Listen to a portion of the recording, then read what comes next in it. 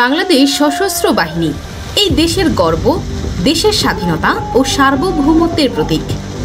কিন্তু ইদানিং একটি সুপরিকল্পিত সুর উঠেছে সশস্ত্র বাহিনীর সংস্কার নিয়ে।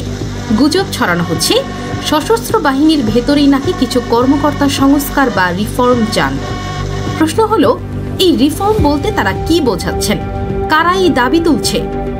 এই সেনা কর্মকর্তারা কি সক্রিয় দায়িত্বে আছেন, নাকি অবসরে যাওয়া কিছু ব্যক্তি?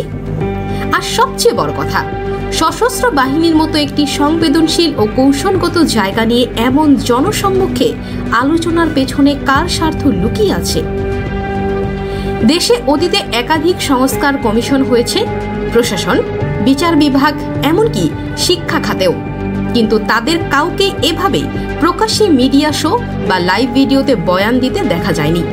রিফর্ম যদি প্রকৃত উদ্দেশ্য হয়, তাহলে প্রশ্ন থাকে, তারা কি বাহিনী প্রধানদের কাছে বা প্রতিরক্ষা মন্ত্রণালয়ের কাছে লিখিত কোনো প্রস্তাবনা দিয়েছে, নাকি এর পেছনে রয়েছে বিদেশি এজেন্ডা ও বিভ্রান্তিকর প্রচার? আর কারা সশস্ত্র বাহিনীর সংস্কার নিয়ে প্রকাশ্যে কথা বলছে? সিনিয়র কোনো কর্মকর্তা কি আছে এতে? আছে কি প্রসিদ্ধ নিরাপত্তা বিশ্লেষক, নাকি এনারা স্বঘোষিত বিশ্লেষক? কাদের এনারা প্রধান অতিথি কিংবা বিশেষ অতিথি হিসেবে নিয়ে আসছেন আলোচনায়? সশস্ত্র বাহিনী নিয়ে কথা বলার কতটা যোগ্যতা আছে তাদের?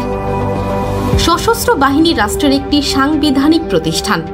সংস্কার দরকার হলে তার নিজস্ব কাঠামো ও নীতিমালার ভেতর দিয়েই তা হয়, বাইরের ফেসবুক লাইভ কিংবা ইউটিউবের ভিডিওতে নয়।